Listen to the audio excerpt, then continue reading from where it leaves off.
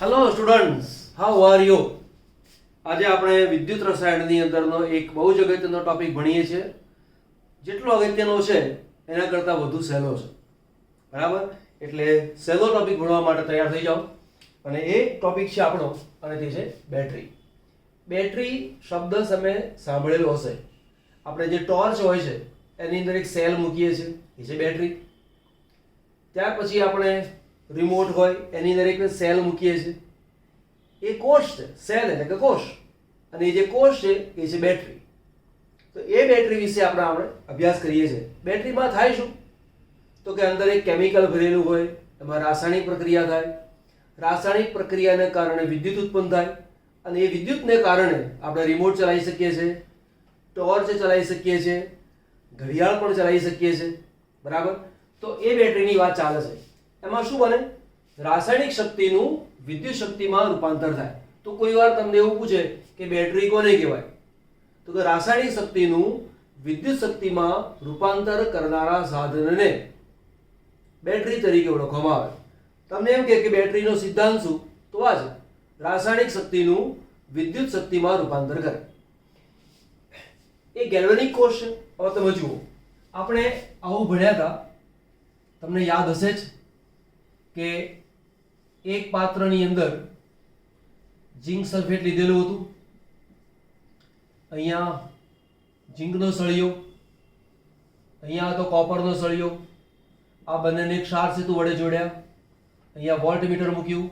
માની લો કે આ જગ્યાએ બલ્બ મૂકેલો હોય તો આ બલ્બ ચાલુ હોય, એટલે કે રાસાયણિક પ્રક્રિયા દરમિયાન વિદ્યુત શક્તિમાં રૂપાંતર થાય છે. તો આ એક પ્રકારની બેટરી છે. પરંતુ આ બેટરી એવી છે કે જે આપણે નોર્મલ યુઝમાં જ લઈ શકતા નથી. કેમ? દ્રાવણ છે, ક્યાંક ઉપયોગ કરતા કરતા દ્રાવણ ઢોળાઈ જાય, અનુકૂળ નથી આવતું, વજનદાર પણ ના હોવું જોઈએ. તો કે બેટરીને જે આપણે ઉપયોગ કરીએ છીએ એ કેવી હોવી જોઈએ? નક્કર. નક્કર એટલે કે આ દ્રાવણ બહાર ઢોળાઈ જાય એવું ના ચાલે. હલકી. અહીંયા તો શું હોય? ઝીંક સલ્ફેટનું દ્રાવણ લીધું, કોપર સલ્ફેટનું દ્રાવણ લીધું, કેટલું બધું મટીરિયલ થઈ જાય, તો વજનદાર થઈ જાય. તમારા રિમોટની અંદર કલ્પના કરો કે આવું સેટ કરવા જાઓ, નહીં થાય. હલકી હોય તથા વપરાશ દરમિયાન વોલ્ટેજ નોંધપાત્ર બદલાવો જોઈએ નહીં. અહીંયા તો શું છે, જો જેમ જેમ સાંદ્રતા બદલાતી જાય તેમ તેમ વોલ્ટેજ ઘટતો જાય. માટે આ રીતે કંઈ કામ લાગતું નથી. તો કે સિદ્ધાંત આનો આ, પરંતુ એ સિદ્ધાંત ઉપર આધારિત આપણે કંઈક નવું કરીએ કે જેને કારણે એ ઉપયોગમાં આવી શકે. તો એવી ઉપયોગમાં લેનારી વાત કરનાર વૈજ્ઞાનિકનું નામ છે લેક્લાન્સે. અને લેક્લાન્સે નામના વૈજ્ઞાનિકે જે કોષની રચના કરી એ કોષને લેક્લાન્સે કોષ તરીકે ઓળખીશું, અથવા એના માટે બીજો પણ એક શબ્દ વાપરીશું, અને એ છે સૂકો કોષ. હવે આ સૂકા કોષમાં પ્રક્રિયા કઈ રીતે થાય છે તે પહેલા તેની રચના સમજી લઈએ. આ બહારની સાઈડ જે છે એ છે ઝીંકનું પાત્ર. આ ઝીંકનું પાત્ર જે પોતે એનોડ તરીકે છે, અને વિદ્યુત રાસાયણિક કોષ હોવાને કારણે આ એનોડને આપણે માઇનસ તરીકે દર્શાવીશું. મધ્યમાં જે સળિયો છે એ કાર્બન અથવા ગ્રેફાઇટનો સળિયો છે. એ ગ્રેફાઇટનો સળિયો એ કેથોડ તરીકે છે, માટે તેને પ્લસ તરીકે દર્શાવ્યું. એનોડ અને કેથોડ બેની વચ્ચે આ જે મટીરિયલ આપેલું છે એ મેંગેનીઝ ડાયોક્સાઇડ અને કાર્બનનો પાવડર એની લુગદી ભરેલી હોય છે. લુગદી એટલે કે ત્યાં ભેજની સાથે મિશ્રિત હોય તે. આ પણ લુગદી છે. પાણીનું પ્રમાણ હોય, પરંતુ ત્યાં પાણીનું પ્રમાણ બહુ ઓછું હોય. આ ઝીંકનો સળિયો, આ કાર્બનનો જે સળિયો છે એ પાત્રના તળિયાને અડકે નહીં, એનું ધ્યાન રાખવાનું, નહીં તો શોર્ટ સર્કિટ થઈ જાય. આ જે ભાગ છે એક મીણનું જાડું એવું પડ છે કે જે બહારના ભેજને અંદર આવવા દે નહીં, બહારનું મટીરિયલ અંદર ના આવે, અંદરનું મટીરિયલ બહાર ના જાય. આની ઉપર એક પિત્તળની કેપ બેસાડેલી હોય છે. આ પાત્રની બહારની બાજુએ કાગળનું જાડું પુઠ્ઠું છે, અને પાત્રની અંદરની બાજુએ પણ છિદ્રાળું કાપડનું પડ હોય છે. હવે આવો જે કોષ છે એ અત્યારે આ સ્વરૂપમાં વપરાતો નથી. તમે જુઓ કે બહાર કાગળનું પુઠ્ઠું છે, તો તમે જે ટોર્ચની અંદર જે સેલનો ઉપયોગ કરો છો તે, રિમોટની અંદર જે સેલનો ઉપયોગ કરો છો તે, એમાં ક્યાં કાગળનું પડ હોય છે? એમાં તો કંઈ હોતું નથી. તો અત્યારનું જે સ્વરૂપ છે એ આધુનિકરણ કરેલું છે, પણ મૂળભૂત લેગ્રાન્જે નામના વૈજ્ઞાનિકે જે રચના કરી હતી તે આ છે. હવે આમાં માની લો કે મેં આ એક બલ્બ મૂક્યો છે અને આ બલ્બના એક છેડાને અહીંયા જોડી દઉં અને એક જે છેડો છે એ આ જગ્યાએ જોઈન કરી દઉં, તો આ બલ્બ ચાલુ થઈ જાય. જો બલ્બ ચાલુ થાય છે તો એનો મતલબ કે અહીંયા રાસાયણિક પ્રક્રિયા થાય છે. અહીંયા જે રાસાયણિક પ્રક્રિયા થાય છે તે રેડોક્સ પ્રક્રિયા છે. તો કેવી રીતે રેડોક્સ પ્રક્રિયા થાય? તો જુઓ, જે ઝીંકનું પાત્ર છે Zn સોલિડ એ ઓક્સિડેશન પામે છે, એટલે Zn2+ AQ અને 2 ઇલેક્ટ્રોન. આ જે પ્રક્રિયા છે એ એનોડ ઉપર થનારી પ્રક્રિયા છે અને આ જે પ્રક્રિયા છે એ પ્રક્રિયા કઈ છે? ઓક્સિડેશન. તો ઓક્સિડેશન પ્રક્રિયા થઈ. તો ઝીંક ઓક્સિડેશન પામે, ઇલેક્ટ્રોન મુક્ત કરે, એ ઇલેક્ટ્રોન મુક્ત થઈ અહીંયા આવે, બલ્બમાં જાય, બહાર પાછો આવે અને કાર્બનના સળિયા પર આવે. કાર્બનના સળિયા ઉપર આવે એટલે NH4+ એ ઇલેક્ટ્રોનને મેળવવા માટે તૈયાર હોય જ છે. તો સર્કિટ પૂરી થઈ ગઈ. સર્કિટ પૂરી થાય એટલે બલ્બ ચાલે. તો રિએક્શન આવું થયું. આ પ્રક્રિયા એનોડ ઉપરની છે. હવે જે પ્રક્રિયા છે એ કેથોડ ઉપરની પ્રક્રિયા છે. NH4+ ઇલેક્ટ્રોન મેળવે, સાથે MnO2 પ્રક્રિયામાં ભાગ લે, તો ઉત્પન્ન થાય છે NH3+ MnOOH. બરાબર, બેલેન્સ. અને પ્લસ 4 છે, 3 ને 4 હાઇડ્રોજન, ઓક્સિજન 2. આ તેનું સમીકરણ થઈ ગયું. આ જે પ્રક્રિયા છે એ પ્રક્રિયાનું નામ છે રિડક્શન. પ્રક્રિયાનું નામ શું છે? રિડક્શન. હવે અહીંયા ઓક્સિડેશન થયું, અહીંયા રિડક્શન થયું. મારે બેનો સરવાળો કરવો હોય, અહીંયા 2 ઇલેક્ટ્રોન છે તો આખા સમીકરણને મારે 2 વડે ગુણવા પડે. તો એક કામ કરું, અહીંયા 2 વડે ગુણો, અહીંયા 2 વડે ગુણો, અહીંયા 2 વડે ગુણો. તો આ પ્રમાણે મારે સમીકરણને 2 વડે ગુણવા પડે અને પછી જે સમીકરણ આવે એ મારા સમીકરણનો જવાબ કહેવાય. એ જે જવાબ આવે એને કહેવાય છે કોષ પ્રક્રિયા. તો કોષ પ્રક્રિયા જો દર્શાવવી હોય તો કેવું કહેવાય? અહીંયાથી આ ઇલેક્ટ્રોન કાઢી નાખો, અહીંયાથી આ ઇલેક્ટ્રોન તમે કાઢી નાખો. બરાબર, તો શું બને? Zn plus 2NH4+. ડાબી બાજુનો ભાગનો સરવાળો ડાબી બાજુ કરવાનો. અહીંયા લખી દીધું 2MnO2 નિપજમાં મળ્યું 2NH3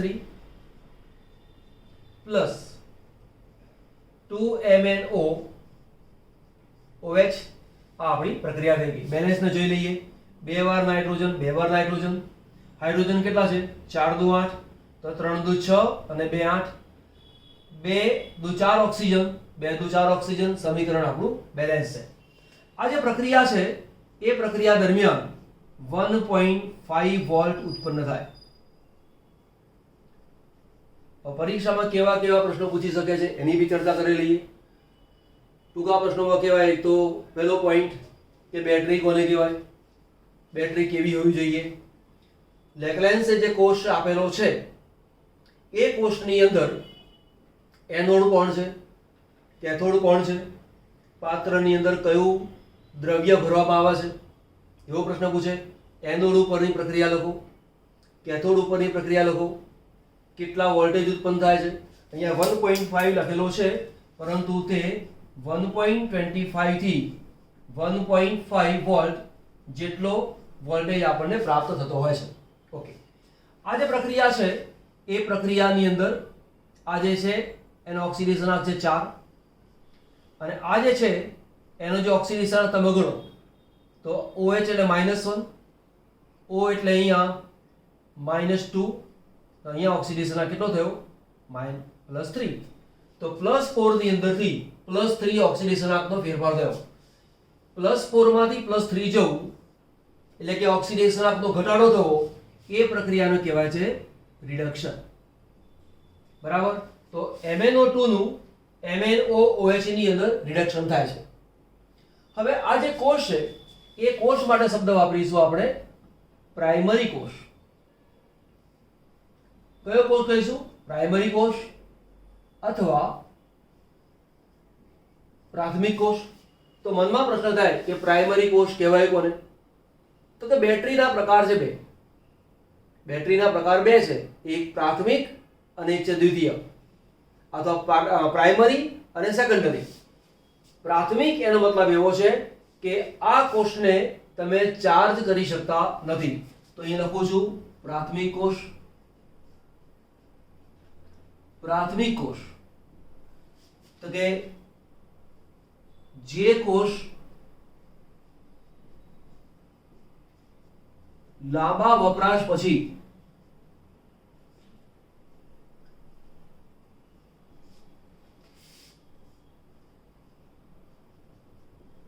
ડિસ્ચાર્જ થાય તથા તેને ચાર્જ ન કરી શકાય. ચાર્જ ન કરી શકાય એના માટે બીજો એક શબ્દ છે વપરાય છે, અને તે છે પુનર્જીવિત ન કરી શકાય. તો કે જે કોષને પુનર્જીવિત કરી શકાતો નથી, જે કોષને ચાર્જ કરી શકાતો નથી, એ કોષને પ્રાથમિક પ્રકારના કોષ તરીકે ઓળખીશું. તો આ જે કોષ છે એ પ્રાથમિક પ્રકારનો કોષ છે. એને ચાર્જ ના કરી શકાય. તો કેમ ચાર્જ ના કરી શકાય? એવો બી પ્રશ્ન પૂછી શકાય. તો ચાર્જ કરવો એટલે શું? જે નિપજો છે એ પ્રક્રિયકમાં મારે ફેરવવી પડે. તો અહીંયા Mn નો ઓક્સિડેશનાંક 4 છે, અહીંયા Mn નો ઓક્સિડેશનાંક 3 છે. તો આપણે કહીશું આ જે Mn છે એનો ઓક્સિડેશનાંક 4 છે, આ જે Mn છે એનો ઓક્સિડેશનાંક 3 છે. મારે આની અંદરથી આ મેળવવું પડે. એટલે કે જે આ +3 ઓક્સિડેશનાંક છે એમાંથી મારે +4 મેળવવું છે. એટલે કે ઓક્સિડેશનાંકમાં વધારો કરવો છે. અને ઓક્સિડેશનાંકમાં વધારો કરવો એટલે કે ઓક્સિડેશન પ્રક્રિયા. પરંતુ +3 માંથી +4 વિદ્યુતનો પ્રવાહ ઉલટાવીને આવી ઓક્સિડેશન પ્રક્રિયા કરી શકાતી નથી, અને માટે આ કોષને ચાર્જ કરી શકાતો નથી. ફરી એકવાર ટોપિક લઈ લઈએ આપણે. એક ઝીંકનું પાત્ર છે જે એનોડ તરીકે છે, મધ્યમાં કાર્બનનો સળિયો છે જે કેથોડ તરીકે છે. કેથોડ પાત્રના તળિયાને અડકે નહીં તે રીતે તેને ગોઠવેલો છે. આની આજુબાજુ ગ્રેફાઇટ જે સળિયો છે તેની આજુબાજુ NH4Cl ZnCl2 ની લુગદી ભરેલી છે. કાર્બનનો સળિયો અને આ લુગદી બેની વચ્ચે મેંગેનીઝ ડાયોક્સાઇડ અને કાર્બનના પાવડરનું મિશ્રણ ભરેલું છે. એનોડ ઉપર આ પ્રક્રિયા થાય, કેથોડ ઉપર આ પ્રક્રિયા થાય છે. બે પ્રક્રિયાનો સરવાળો આ પ્રક્રિયા છે. આ પ્રક્રિયા દરમિયાન 1.5 વોલ્ટ ઉત્પન્ન થાય છે. આ પ્રક્રિયા દરમિયાન કોષ ડિસ્ચાર્જ થાય છે, એમાંથી શક્તિ ઓછી થતી જાય છે. માટે આ જે પ્રક્રિયા છે એ પ્રક્રિયા માટે કોષ પ્રક્રિયા તો લખી શકાય, પણ સાથે બીજું પણ લખી શકાય, અને તે છે ડિસ્ચાર્જિંગ પ્રક્રિયા.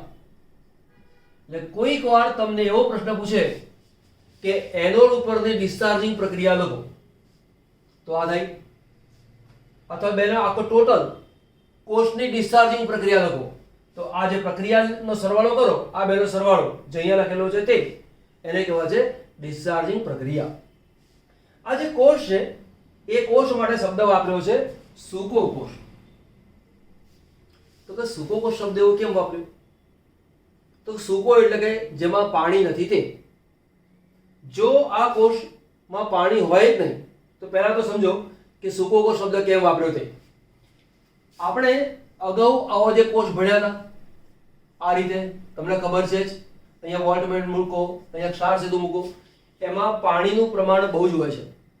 એની સરખામણીમાં અહીંયા પાણીનું પ્રમાણ અત્યંત ઓછું છે. માટે આની સરખામણીમાં આ કોષને સૂકો કોષ તરીકે ઓળખવામાં આવે. આ એક વાત. જો સૂકો કોષ હકીકતમાં સૂકો કોષ હોય એટલે કે એમાં પાણી જ ના હોય, જો પાણી ના હોય તો અહીંયા આયનોનું વહન થઈ શકતું નથી, અને જો આયનોનું વહન થાય નહીં તો આ કોષ પોતાનું કાર્ય કરી શકે નહીં. કેમ કે આયનો એક જગ્યાએથી બીજી જગ્યાએ જવા જરૂરી છે. જેમ કે ઇલેક્ટ્રોન અહીંયાથી આવ્યો, આ બાજુ આવ્યો, અહીંયાથી ઇલેક્ટ્રોન આવ્યો, કાર્બનના સળિયા પર ઇલેક્ટ્રોન આવ્યો, હવે આ જે NH4+ છે એ ઇલેક્ટ્રોન મેળવવા માટે અહીંયાથી આ બાજુ આવે, પરંતુ તેના માટે કોઈ વાહક હોવો જરૂરી છે. તે વાહક કોણ? તો કે પાણી. એ પાણી દ્વારા વહન થઈ અને NH4+ આ જગ્યાએ આવે છે, ઇલેક્ટ્રોન મેળવે છે, રિડક્શન થાય છે વગેરે. તો આ જે પ્રક્રિયા છે એ પ્રક્રિયા દરમિયાન આ ટોટલ પ્રક્રિયા થઈ. હવે આ જે પ્રક્રિયામાં જે નિપજો મળે છે તે તો જુઓ, હવા લખતો નથી, કાઢી નાખું છું. જે આપણને નિપજ મળી એમાં નિપજ કોણ ઉત્પન્ન થઈ? NH3. તો જુઓ, ધ્યાન આપજો, આ NH3 ઝિંક સાથે પ્રક્રિયા કરે છે. કયા ઝિંક સાથે? તો જુઓ, Zn માંથી Zn2+ બન્યું અને આ Zn2+ NH3 સાથે પ્રક્રિયા કરે છે. તો લખું છું અહીંયા Zn2+ અને NH3 વચ્ચે પ્રક્રિયા થવાથી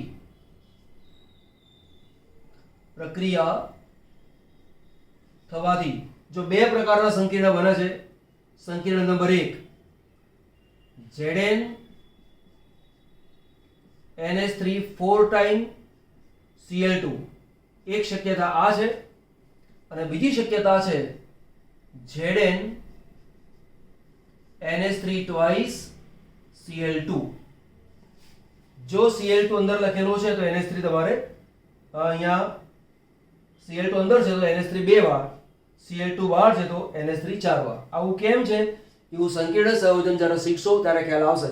પરંતુ પ્રક્રિયામાં પરીક્ષાની અંદર પ્રશ્ન પૂછે છે કે ઝિંક નું ઓક્સિડેશન થાય પછી એમોનિયા ઉત્પન્ન થાય તો કયું સંકીર્ણ બને છે?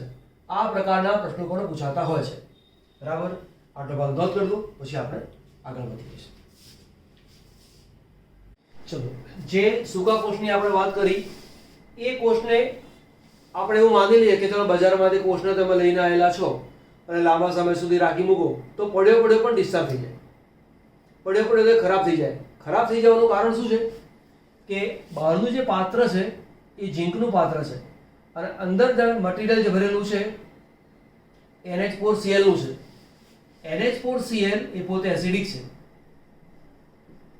અને ધાતુ છે. એટલે ધાતુ અને એસિડ બંનેની વચ્ચે રાસાયણિક પ્રક્રિયા થાય અને ધીમે ધીમે પાત્ર ખવાતું જાય, માટે કોષ ખરાબ થઈ જાય. એટલે લાંબા સમય સુધી છે એટલે પડ્યો કામ લાગશે ના, એવું નથી હોતું. એટલે જ્યારે જરૂર હોય ત્યારે જ સેલ લવાય, ઘરે લઈને મૂકી રખાય નહીં તો પડ્યો કોષ ડિસ્ચાર્જ થઈ જાય. બરાબર. તો આ જે સેલ છે એનો ઉપયોગ ક્યાં ક્યાં થઈ શકે? તો કે સૂકા કોષનો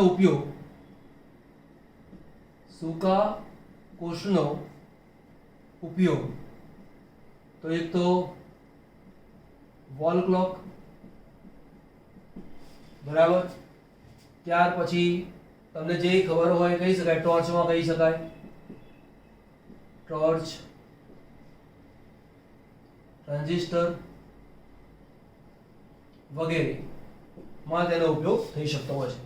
બીજો જે કોષ ભણીએ છે અને એ છે મર્ક્યુરી કોષ. એ કોષ કેવો છે? પ્રાથમિક પ્રકારનો કોષ.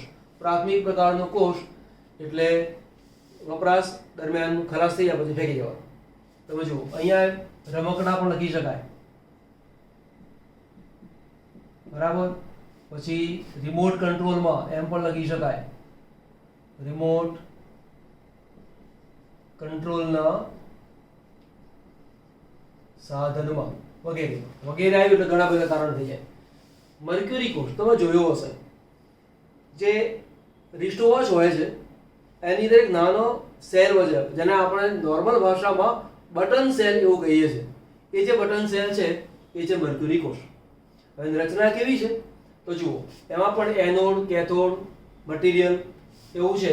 જેમ કે આપણે આ સૂકા કોષની રચના કરી એના જેવી આકૃતિ છે, પણ ટેક્સ્ટબુકમાં આવી આકૃતિ છે, પણ તેને સાદું સમજવું હોય તો આવું કહી શકાય કે દાખલા તરીકે આ જે પાત્ર છે એ એનોડ છે, આ જે વચ્ચે છે એ છે કેથોડ છે અને આ છે એ કોષનું મટીરિયલ છે. એનોડ તરીકે કોણ છે તો અહીંયા લખેલું છે ZnHg. હવે સમજો, ઝીંક ધાતુ છે, પારો લિક્વિડ ફોર્મમાં હોય, પણ ઝીંક અને પારો બેને મિશ્રણ કરો એટલે તે ઘન સ્થિતિમાં જ રહે, પરંતુ એક મિશ્રણ બની જાય. કોઈ પણ ધાતુનું પારા સાથેનું મિશ્રણ એને કહેવાય છે એમાલ્ગમ અથવા સમરસ. કોપરનું પણ એમાલ્ગમ હોઈ શકે, સોનાનું પણ એમાલ્ગમ બની શકે, કોઈ પણ ધાતુનું એમાલ્ગમ બની શકે. તો આ જે ઝીંક એમાલ્ગમ છે એ એનોડ તરીકે વર્તે છે, એટલે આપણી પાસે એનોડ છે. પછી કેથોડ. કેથોડ તરીકે આ જે છે એ શેનું બનેલું છે? HgO અને કાર્બન. HgO અને કાર્બન એનું મિશ્રણ છે. અને બાકીનો જે ભાગ જે છે મટીરીયલ એ શેનું છે? ઝીંક ઓક્સાઇડ અને KOH. આ જે ઝીંક ઓક્સાઇડ પ્લસ KOH. તો આના જેવી જ ફિગર થઈ ગઈ, સમજવાની અંદરથી આપણને અનુકૂળતા રહે. પણ આ કોષને આપણે આ સ્વરૂપમાં ઉપયોગમાં નથી લેતા, એને આ સ્વરૂપમાં ઉપયોગમાં લઈએ છીએ માટે આવી આકૃતિ લીધી. હવે શું થાય? રિએક્શન થઈ છે, ઝીંકનું રિએક્શન થશે. તો આ જે ઝીંકનું પાત્ર છે, આ સેપરેટર, તેની વચ્ચે આ બે વસ્તુ રાખેલી છે. આ અને આ બંને આ વસ્તુથી સેપરેટ થયેલી છે, માટે આ મટીરીયલને સેપરેટર કહેવાય. એ સેપરેટર અહીંયા છે કે જેની અંદર ઝીંક ઓક્સાઇડ ને KOH હોય. હવે આના સંપર્કમાં OH છે, તો ઝીંક એમાલ્ગમના સંપર્કમાં OH માઇનસ છે. રિએક્શન કરો તો ઝીંક ઓક્સાઇડ બન્યું, પાણી બન્યું, ઇલેક્ટ્રોન ઉત્પન્ન થયા. આ જે મુક્ત ઇલેક્ટ્રોન છે એ HgO મેળવે, H2O વત્તા 2 ઇલેક્ટ્રોન એ જ અહીંયા મૂકી દેવાના, ઉત્પન્ન થયું Hg લિક્વિડ 2H માઇનસ.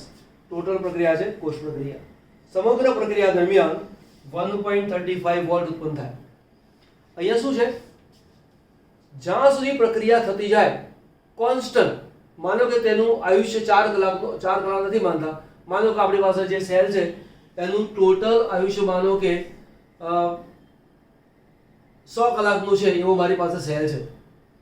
તો 100મો કલાક આવતો હોય ત્યાં સુધી પણ એમાંથી મને સતત 1.35 વોલ્ટ પ્રવાહ મળ્યા કરે. પછી જેવો 100મો કલાક મારો પૂરો થયો એટલે એ કોષ કામ કરતો બંધ.